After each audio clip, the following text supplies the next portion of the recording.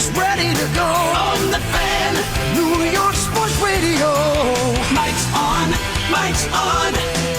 He'll get you the sports any way that he can. It's Mike Francesa on the Fan. Sports Radio 66 and 101.9 FM, WFAN. From the studios of WFAN, this is Mike's on Francesa on the Fan on this beautiful Tuesday, the 29th day of May, after a busy Memorial Day weekend. A lot to talk about. I mean, we have so much to talk about today, folks. We might stay to 10. I mean, I don't think I can get it in 3.5 hours. So the Yanks will wait. They'll hold the game up. It'll just be, a little delay. It'll be worth it, though. They can all just gather around and wait, and then we'll play it sometime around 10 tonight. No, they will play on time, I promise, at 7:05. We have Yankee tickets to give away. The Yankees will try and bounce back after yesterday's game. Won't be easy, though, because Morton's had their number lately, and he will go tonight against Sabathia. So much to talk about. We can get into the hockey, and wasn't that an extravagant open last night? Just a wonderful open. We'll get to that before Game 1. We have a final, at least a final I didn't want to see again, but what are you going to do?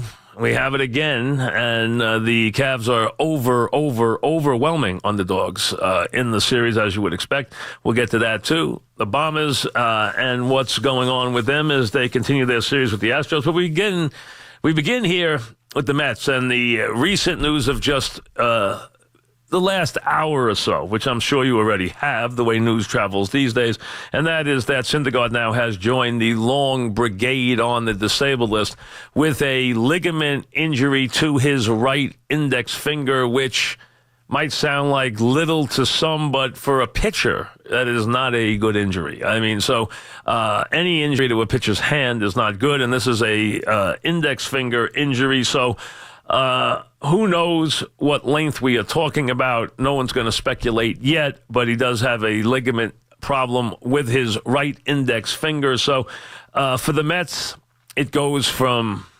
bad to worse. And if they had lost the second game last night, which I actually stayed up and watched, all right, I turned it back on and watched it after the NBA game. So I was there, making the long journey in the night with that game last night, that they at least came back and won. So that at least tempered a little bit of where we would be. But had they lost that game, it would have been a far more intense opening to the program today. But they did at least stop the bleeding in that game and stop the bewilderment is what it really is. Because with the Mets, you don't have an idea of where they are because you just don't get a feeling about anything. This is a team that lacks direction. This is a team that lacks depth. This is a team that lacks quality talent. This is a team that has injury questions that you don't get any answers to. It doesn't seem like anybody gets better. And you just add to the list and add to the list. And, a couple of things have worked out okay. Like Mesoraco's come over and he's done some good things. He's hit some home runs. He's caught well behind the play. That's worked out. You got to be fair, that has. But this team has been underwhelming in so many different ways. And, whether it's guys just not playing up to potential or guys just can't get healthy. And, of course, Cespedes and Frazier and now Syndergaard and, not being able to cash the DeGrom, starts. And, again, that happening yesterday. But also the manager. And, again, I don't like to pick on the manager for this reason. The team is not very good. And the record is all you could ask for. But the record is all you could ask for because things just bounced the right way the first 12 days of the season. If they didn't, this team would be where it really feels like it should be, which is about, 8-10 games under 500. Its record belies what we are watching. They act, they feel, everything about them screams 10 under 500, and they're not. They're a game over. So, that's the only thing that tempers a little bit some of the rage you would have about what's going on here. And let's be honest.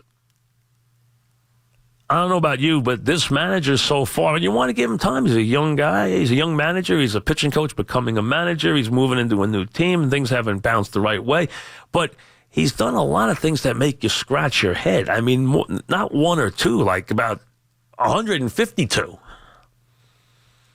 You wonder why he just can't get down the idea of pinch hitting the right guys in the right spots, or, not using pinch runners when you need pinch hitters, and putting guys in the right spots. Like, Reyes shouldn't be playing third base. There's no reason for him to be over there. He could be at second. Guillermo could be at third. I mean, it doesn't make any sense. Reyes is terrible at third base. He's terrible. He could play second. He could play short. He can't play third. It's just one thing after another. And then you wonder, for me, is up. He doesn't come in. There's an in. He doesn't. Now I'm going to use this guy 2 innings here. I'm going to do this.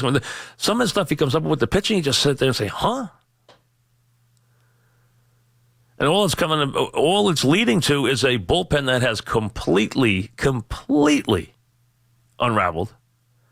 And watch the Mets blow lead after lead after lead after lead. So it is just, again, the record is not, is not that bad. That's the one thing that keeps a little bit of sanity here, is they have not lost touch. Now, every time you turn around, Washington gets farther ahead, and Atlanta looks better and better. So the idea of contending slips farther and farther away. But, they are not buried yet. But they feel like they are. That's the thing when you watch them. When you look at who's not there, and you look at some of the performances, and you look at the bullpen, and you look at what goes on day in and day out, you think like, this team stinks. This manager's lost, but they're not under 500 yet. They haven't drowned yet. They already feel like they should have had the wake 2 weeks ago, but they're still breathing. That's the weird thing with this team right now. So that's why you cannot completely bury him. But if Syndergaard is out for any, and underline any period of time, you just went from next to impossible to impossible. Because there's no way this is even humanly approachable of being anything even mediocre if he isn't there. I mean, DeGrom has pitched so well this year that you just feel terrible every time this happens. You really do, because he's just been really good. And he's competitive. He does everything you want. It's kind of sad to watch. But it's head-scratching. And then you realize that, the plan is not conceived well. The direction isn't there. And then the only luck they have is bad. It just always seems that way. If they have any luck at all, it's bad. Never good. Never positive. Well, if it's going to go fair or foul, it's going to go foul. Is it going to bounce the right way? No. Not going to bounce the right way. So that's where we are with this team right now as they get ready for another game in Atlanta this evening with Mats on the mound. And again, better of late, so we'll see where that takes us. The Syndergaard injury, we'll update that as far as any information we can shed on it as he goes on the DL now and joins the players already there who we just don't seem to get any news on. But now Syndergaard has joined the fun on the disabled list with a ligament injury to his right index finger. So that's where we are as we begin a week where they still have plenty of tough games to play. And, the Cubbies. And then before you turn around the Yankees, I mean, there's, this is a rather difficult part of the schedule, and we'll see if they can somehow keep breathing. They are barely doing that. As for the Yankees, hey, this is the difference right now. The Yanks are fine. They are, we know what they are, and we know where they need to improve.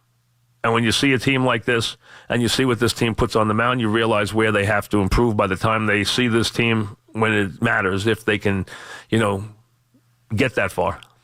Because this Houston team's going to be there. And what Verlander has done in that Astros uniform has been rather remarkable.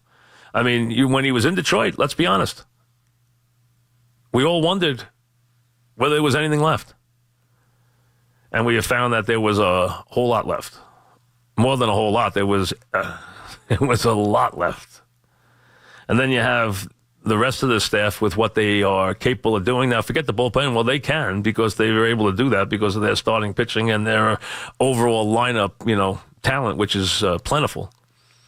Morton has become an incredibly consistent starter. Look at his numbers, what he's done to the Yankees lately and what he's done overall.